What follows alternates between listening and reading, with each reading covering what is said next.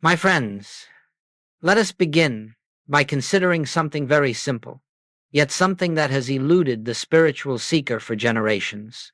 Every day, millions approach God with sincerity, with longing, with deep yearning in the heart. And yet, for all their earnest prayers, very little in their inner life changes. They ask, they plead, they wait for God to move, and sooner or later they come to believe that God is either slow, silent, or withholding. But I tell you now, that is not the truth. The difficulty is never in God. The difficulty is always in our concept of prayer. From childhood, we have been trained to think of prayer as an attempt to reach a distant being, a God somewhere outside ourselves who must be persuaded, convinced, or impressed. And so the seeker grows up believing that the right words, the right posture, the right intensity of pleading will somehow cause God to act. But if God is infinite love, if God is all-knowing, all-present, and all-providing, what is there for God to withhold? What is there for God to delay? What more can infinite fullness offer than its own infinite nature? No, the trouble is not in God's willingness. The trouble is in our understanding. We have approached prayer as though we lack something that God possesses. We have prayed as though God is over there and we are over here, and the purpose of prayer is to bridge that distance. But listen carefully now. There is no distance to bridge. There is no separation to overcome. God is not afar off waiting for your cry. God is the very life of your being, the presence within you, the consciousness by which you know you exist. When we pray as though God is absent, we reinforce the illusion of absence. When we pray as though God must be convinced, we strengthen the belief that God is reluctant. When we pray as though we are sinners trying to secure a touch of holiness, we deepen the dream that we are something other than the offspring of the infinite. And so before we move one step further, let us establish the foundation upon which all true prayer rests. Prayer is not an attempt to change God's mind about you.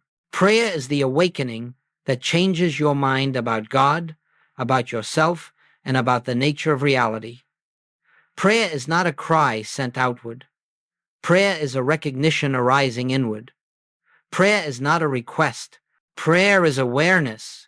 As we move deeper into this teaching, it will become clear to you why most of the prayers you have offered in your lifetime have brought so little lasting transformation. Not because you were unworthy, not because God was silent, but because you were addressing a God imagined outside your own being, and that God does not exist. There is only one God, and that God is the living presence within the source, the life, the consciousness of your very existence. As long as you pray to a God apart, you remain in the illusion of separation. But the moment you recognize the presence within, prayer becomes communion, and communion becomes realization. This is the secret that transforms the entire spiritual life. And it begins simply by acknowledging, I am not praying to bring God nearer. God is already here. That is our starting point for everything that follows. Now let us look more closely at the form of prayer. Most of the world has practiced what I call begging prayer. You know this prayer well. It is the prayer that pleads, God, please help me. God, please fix this. God, please give me. And it seems sincere. It seems humble. But its very foundation is built upon a false premise, and therefore the results it produces are limited, uncertain, and temporary. When you pray as a beggar, you are proclaiming without realizing it that you are separated from God. You are declaring that God has something you do not have, that God is somewhere you are not, that God must be convinced to act, to intervene, to remember you. But how can you convince infinite love to love? How can you persuade omnipresence to be present? How can you bargain with the life that is already breathing you, sustaining you, expressing as you? My friends, begging God does not work because there is no God who withholds anything. There is no God who sits in judgment deciding when and to whom blessing shall flow. The very nature of infinite good is perpetual, eternal giving, unceasing, unbroken, uninterrupted. The sun does not withhold its light and then release it when someone pleads long enough. And God, who is the very source of all light and life, withholds nothing. But listen carefully now. When you approach God as though you are outside the circle of divine fullness, you experience life as though you are outside that fullness. The prayer itself becomes the barrier, not because God rejects it, but because the prayer springs from a consciousness of lack, and consciousness is the law of experience. When you pray from fear, you continue to dwell in fear. When you pray from guilt, you remain imprisoned in guilt. When you pray from unworthiness, you reinforce unworthiness. When you pray for something, you affirm that you do not have it. And when you affirm that you do not have it, you continue not to have it. Let us be very clear. It is not that begging angers God. God is not offended. God is not moved either closer or farther by your words. But the act of begging keeps the mind fixed in a state of separation, and as long as the mind dwells in separation, it cannot perceive the presence that is already within. This is why begging produces such little transformation. It is not that God ignores it, but that the prayer itself is built upon a premise that is untrue. It asks the infinite to become more infinite. It asks completeness to become more complete. It asks presence to draw near. It asks love to become loving. And so, my friends, the issue has never been God's willingness. The issue has always been the consciousness from which we pray. Begging is the voice of a mind blind to its own divine origin. Recognition is the voice of a mind awakening to truth. When you understand this, you realize that the failure of begging prayer is not a spiritual disappointment, it is a spiritual opportunity. It invites you to step out of the illusion that God stands apart from you. It calls you to discover a deeper form of prayer, a higher dimension of communion, in which you no longer seek God as though God were missing, but recognize God as the very life and identity of your own being. In a few moments, we will explore that recognition. But first, allow yourself to gently release the last thread of belief that you must persuade God to notice you. God has never been unaware of you. God has never been absent from you. God has never held anything back from the expression that you are. The moment you understand this, you stand at the threshold of a new kind of prayer. Let us now enter the heart of this teaching, for the whole spiritual path turns upon this one realization. When the seeker grows weary of begging, when pleading no longer satisfies, when the soul becomes tired of trying to wrest something from God, there arises a quiet question within. If God truly is all, why must I strive so hard to find what is already everywhere? And in that moment, the door opens to a new dimension of prayer, what I call recognition. Recognition is the highest form of prayer because it does not attempt to draw God to you. It acknowledges that God is already here. It does not attempt to awaken God. It awakens you. It does not attempt to move the infinite.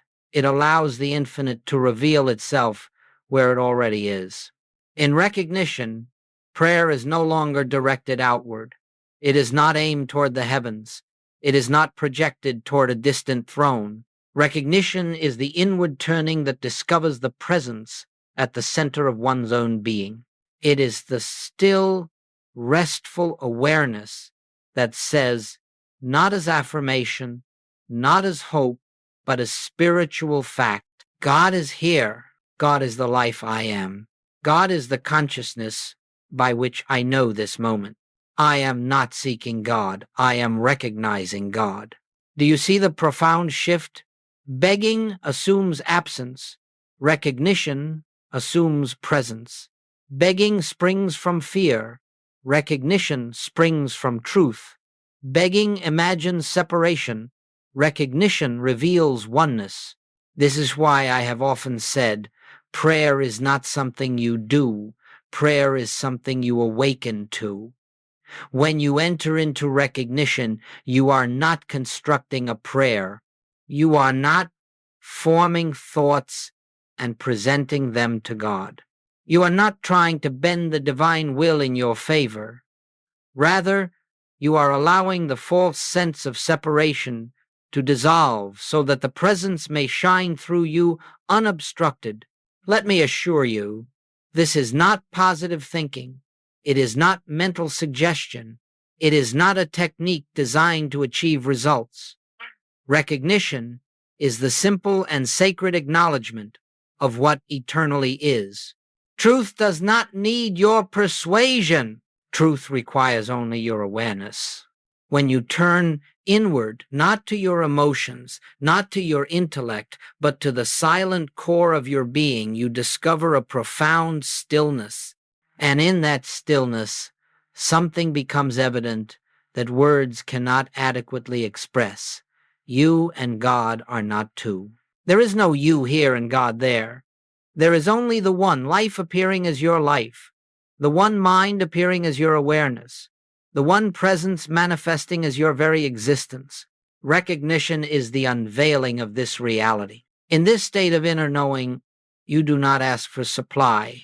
You recognize that the infinite is the source of all supply, and therefore lack cannot define you. You do not ask for healing.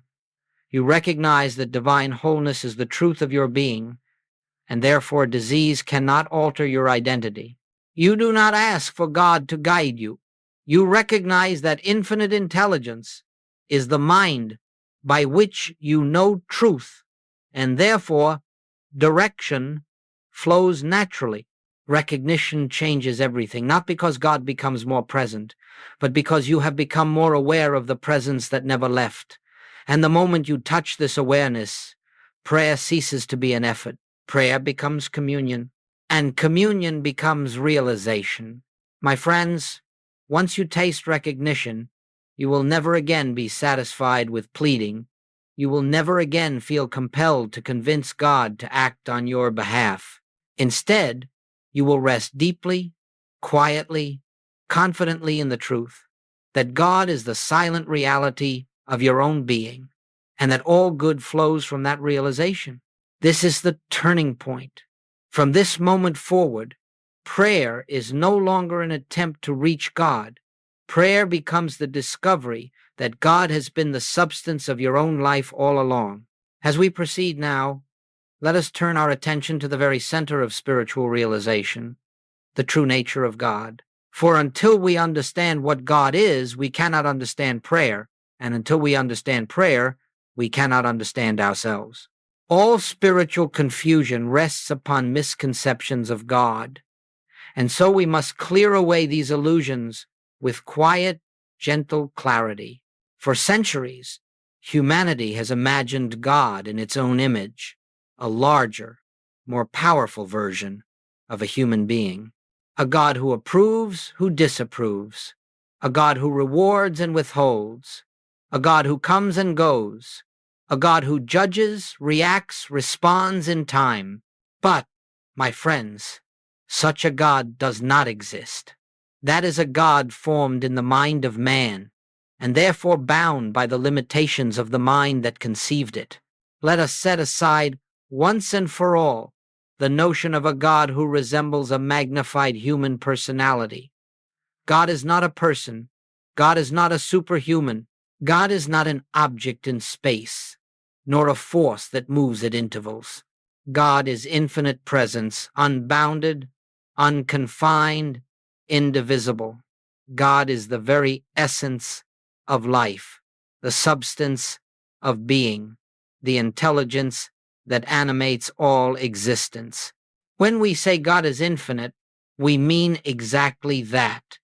Infinity has no edges, no borders, no boundaries. Infinity cannot be contained in a location. Infinity does not begin in one place and end in another. Therefore, the very idea of God being over there while you are over here is impossible. Infinity cannot be absent from any point in its own being. This is the great truth. Where you are, God is, because God fills all space with its own presence.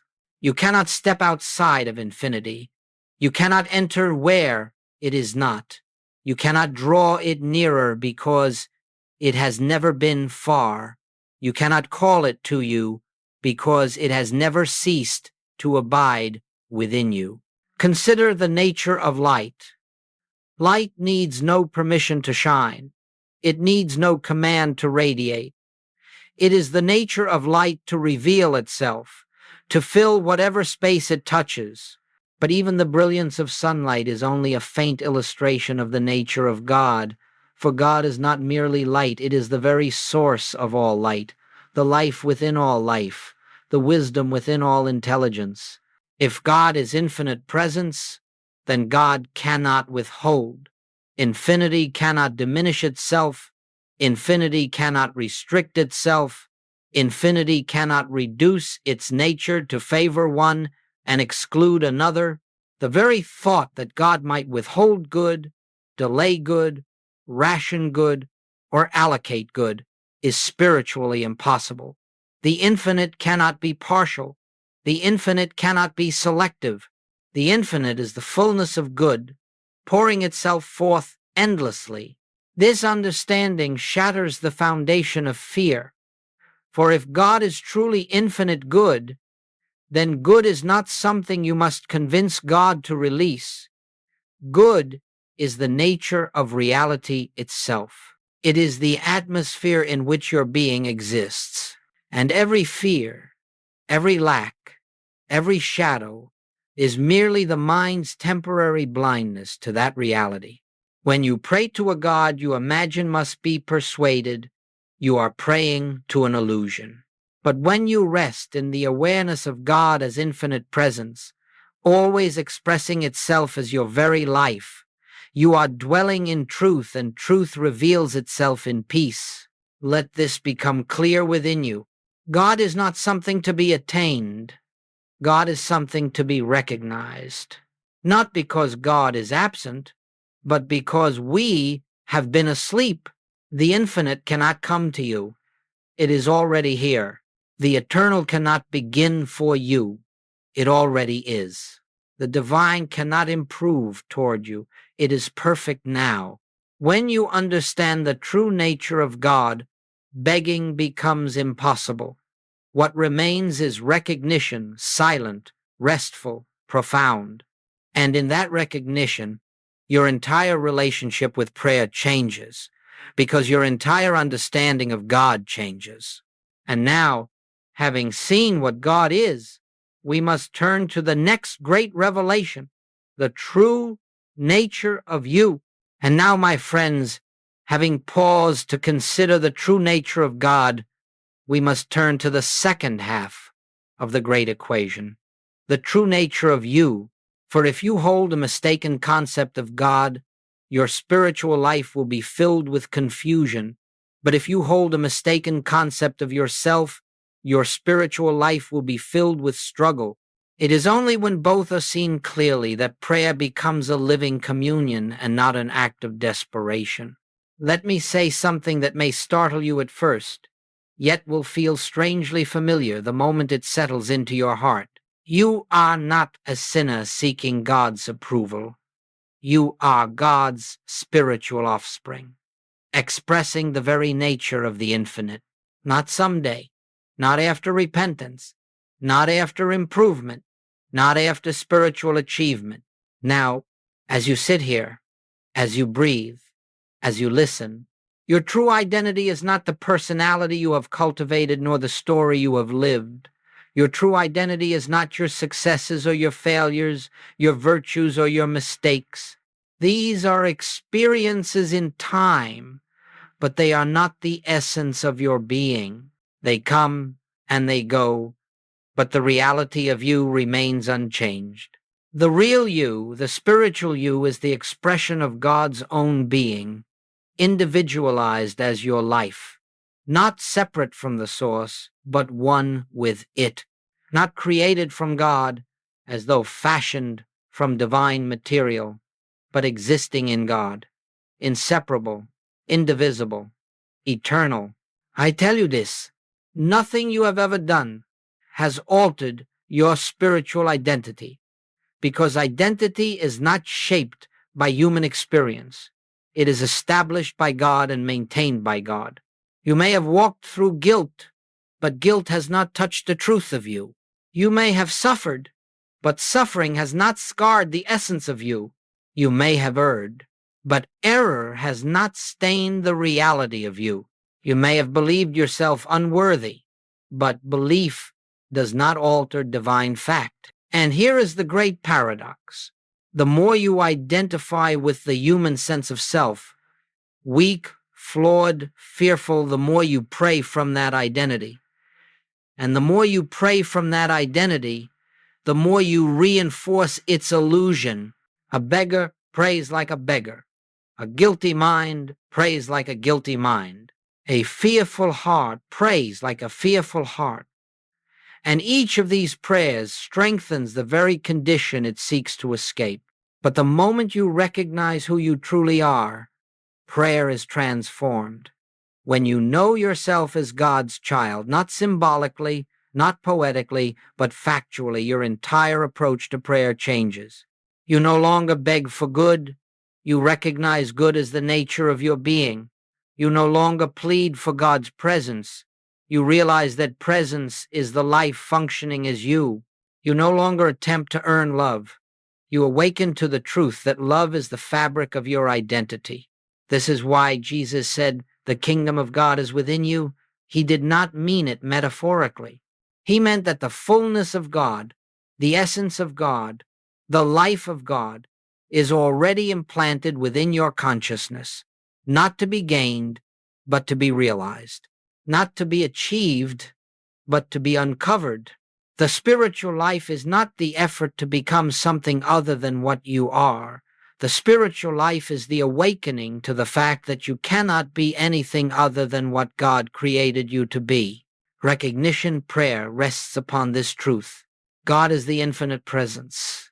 You are the expression of that presence. Therefore, prayer is not a bridge between two separated beings. Prayer is the awareness of oneness. Think for a moment what this means. It means that prayer is not your attempt to rise to God. Prayer is the moment you remember that you never left. And with this remembrance, with this quiet inner recognition, something profound begins to shift within you. You cease praying from fear. You cease praying from guilt. You cease praying from lack. You pray from identity, from truth, from the awareness that the life which is God is the same life that breathes as you. To understand God is to understand yourself. To understand yourself is to understand prayer. And when these three are seen as one, prayer becomes effortless, natural, transformative. Now that we have seen who you truly are, we can move even deeper into the heart of this teaching, how recognition prayer works. Now that we have glimpsed both the nature of God and the nature of your being, let us turn to the practical heart of the matter. How does one actually pray through recognition? How is this lived? How is this entered? For it is one thing to understand truth intellectually. It is another to allow that truth to become the atmosphere of your daily consciousness. Recognition prayer is unlike every form of prayer you have known. It is not spoken, it is not composed, it is not crafted, it is not an arrangement of words designed to evoke divine response. Recognition prayer is the silent unveiling of what is. It is the sacred practice of turning from the illusion of separation to the awareness of oneness. And though it is simple, it requires sincerity. It requires willingness. It requires the humility to stop reaching outward and begin resting inward. Let me describe the process as clearly as possible, not as a technique, but as a way of being. First, become still. Do not approach this with strain or effort. You are not trying to enter a spiritual state.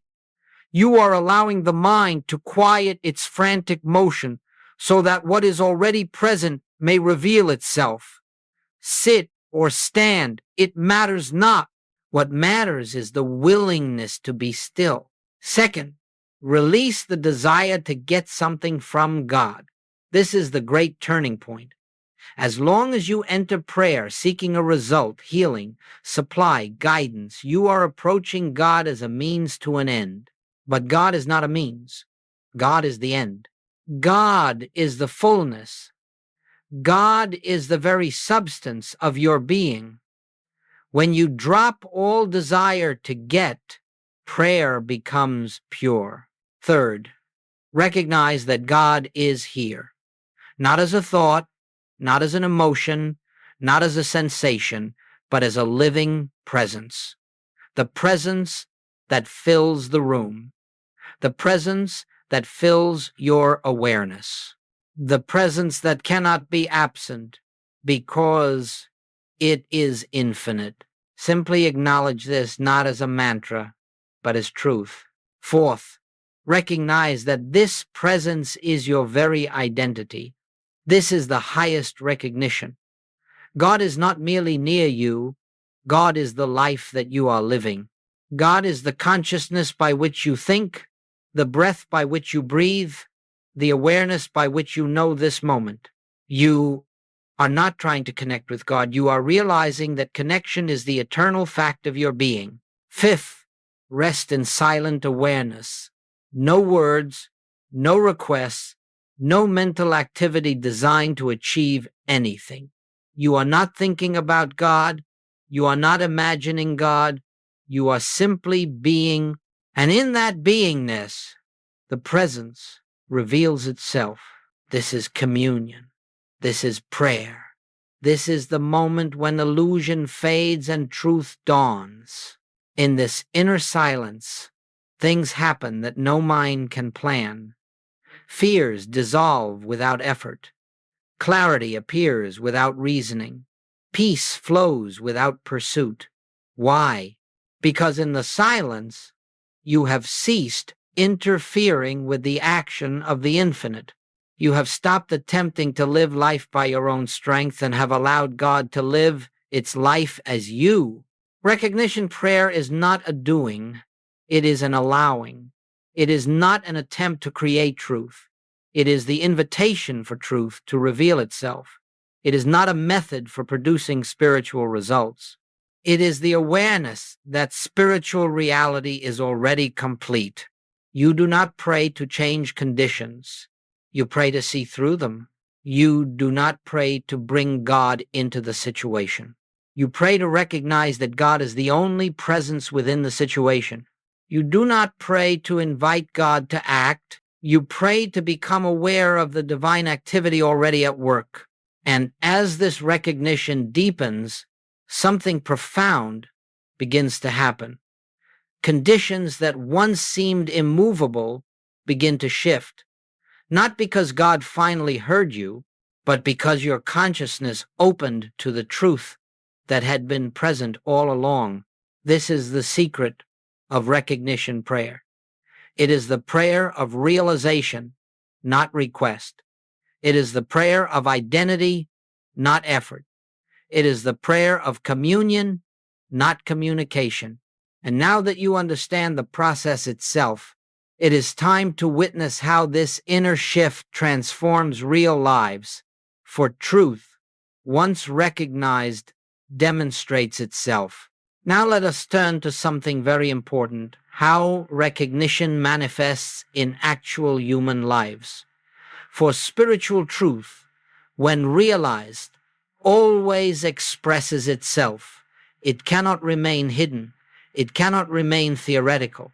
When the consciousness shifts, the outer life reflects that shift as naturally as light dispels darkness. But the change does not begin with conditions. It begins in the invisible sanctuary of the heart. Let me share with you some illustrations, not as miracles, not as supernatural events, but as demonstrations of what happens when an individual ceases to pray as a beggar and begins to pray as one awakening to truth. There was a woman who lived many years in the heavy shadow of guilt. She had made decisions she deeply regretted, and for nearly 15 years she prayed the only way she knew, begging God for forgiveness, pleading for relief from the burden she carried. And although she prayed with sincerity, her heart remained troubled, her body weakened, and her life seemed locked in a cycle of sorrow. One day, she encountered this teaching of recognition. She heard the words, "Can God's child ever cease to be God's child?" And something in her stopped. She had been praying as a sinner seeking mercy. She had never once prayed as the expression of God's own life. And as she sat with this, a realization quietly dawned. Her mistakes belonged to the human story, but her identity did not. Her spiritual identity had never been touched by her past. In that recognition, something dissolved within her. The guilt did not disappear instantly, but its power was broken. Her prayers changed. She no longer begged for forgiveness. She rested in the truth that divine love had never left her. Over the next months, her health improved, opportunities opened, and the heaviness that once consumed her gradually lifted. The outer shifts were not the cause, they were the evidence of an inner awakening. Then there was a man who had spent years in constant fear of failing God, fear of disappointing others, fear of never measuring up. His prayers were full of anxiety. Every morning he asked God to make him better, holier, worthier, and still he struggled. His health suffered, his relationships strained. He believed he lacked spiritual discipline. But the truth was simpler. He was praying from a false identity. When he learned that prayer was not an appeal to God, but an inner recognition of unity with God, he felt at first as though he were deceiving himself. How could he claim to be God's expression when he felt so inadequate? But the teaching was clear. You are not creating truth, you are acknowledging what already is. So each day he practiced a few minutes of quiet recognition. No words, no requests, no effort, just the gentle awareness. God is here. God is my life. I am living by the life of God. Within weeks, the fear began to loosen. His sleep returned. His mind became calm. His body responded. And he discovered something wonderful. As he stopped judging himself, he stopped projecting judgment onto others.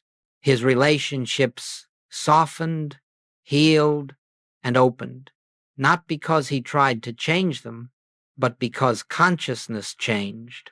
Another person, a mother caring for her children, overwhelmed by financial strain, approached prayer as a battleground. She prayed for solutions, for resources, for relief. Yet the more she prayed, the more fearful she became. When she encountered recognition, she heard something that felt impossible but somehow true. Infinite supply is the very nature of the presence within you.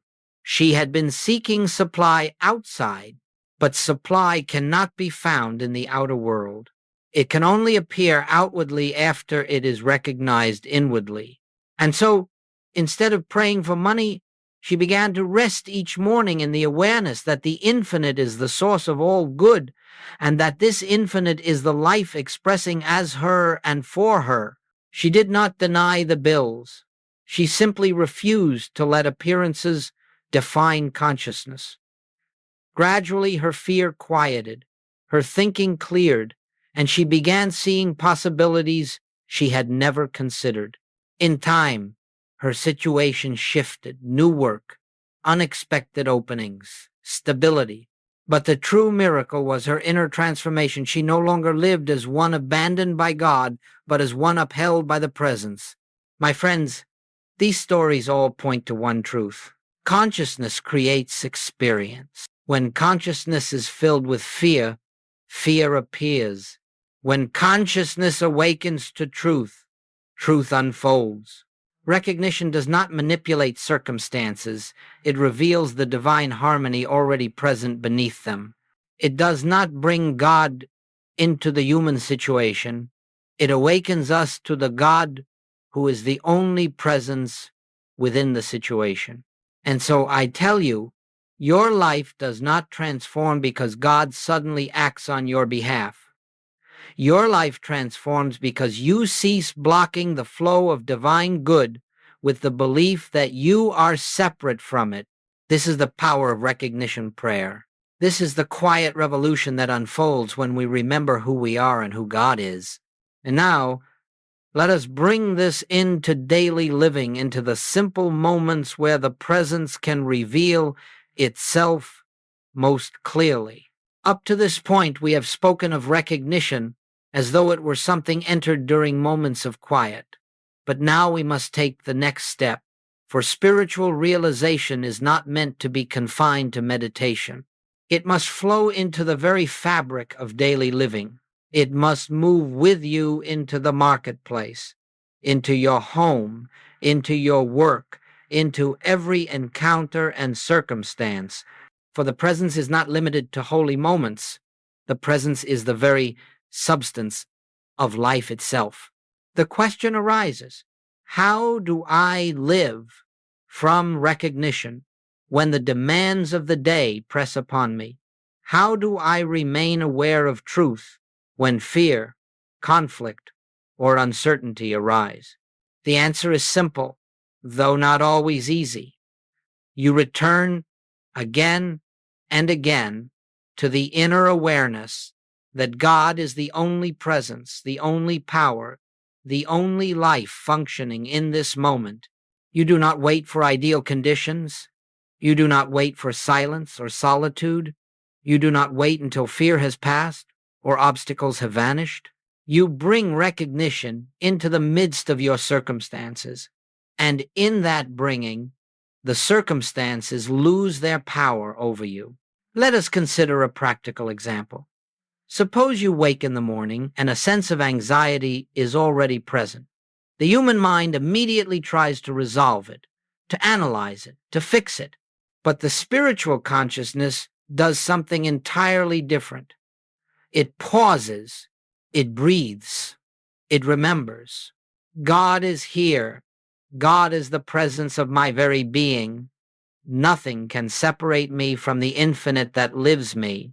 You need not force calm. You need not suppress emotion. You simply return to truth, even for a few seconds. And what you will discover is that those few seconds have more healing power than an hour of anxious thinking. Or perhaps during the day you face a difficult conversation or a conflict that seems unmovable. The instinct is to react, to defend, to control, to resist. But in recognition, you pause before responding. Even a single breath of awareness is enough. You acknowledge silently, there is only one presence here, expressing itself as all. And from that awareness, you speak not as a frightened human attempting to navigate conflict, but as one centered in divine clarity. The words that arise from this center carry peace, not tension. They carry wisdom, not impulse. They carry love, not fear. You will find that many situations that once seemed complicated dissolve of their own accord when you no longer approach them from the human sense of separation. It is the presence that handles the details. It is the presence that guides the next step. It is the presence that harmonizes what you once struggled to manage alone. Consider also the moments when fear of lack arises, financial pressure, uncertainty about the future. doubt about your security.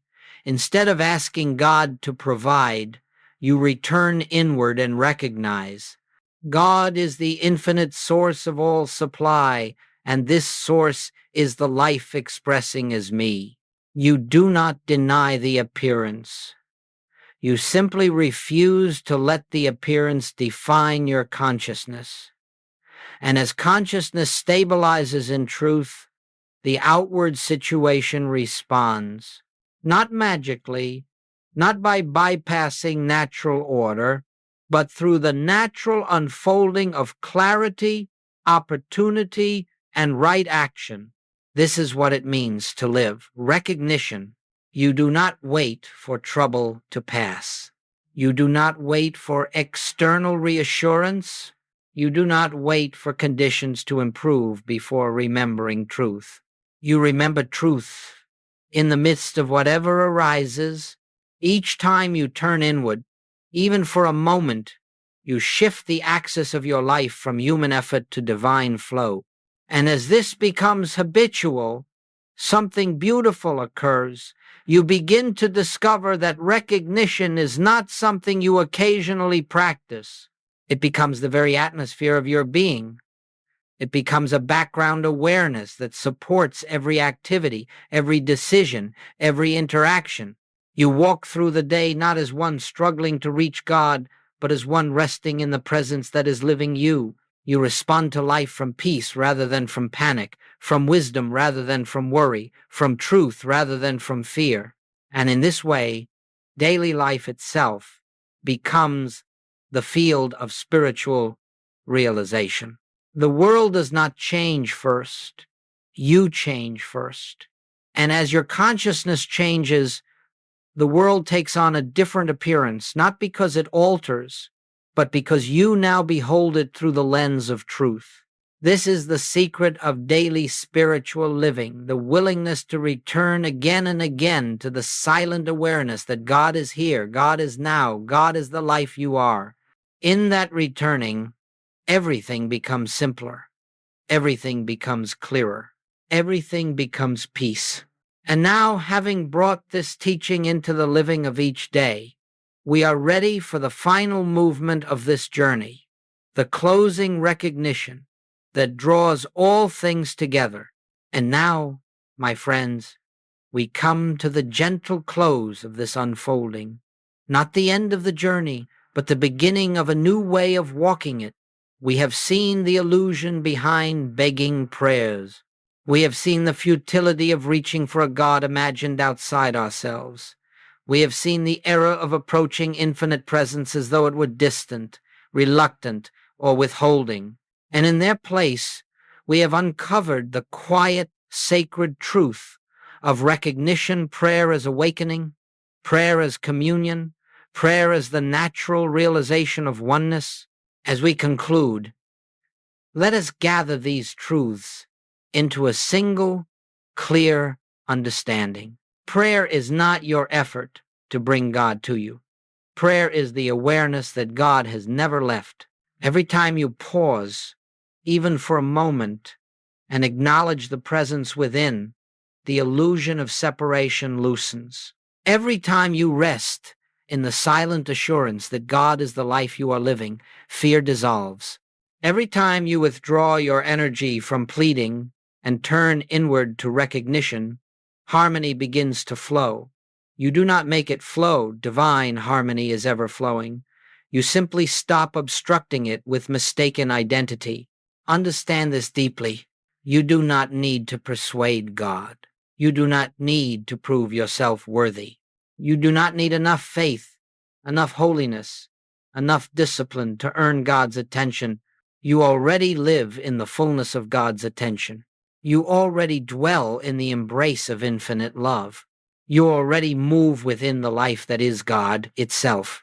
Your work now is not to strive, but to remember, not to achieve, but to awaken, not to become, but to recognize. You will forget at times, every seeker does.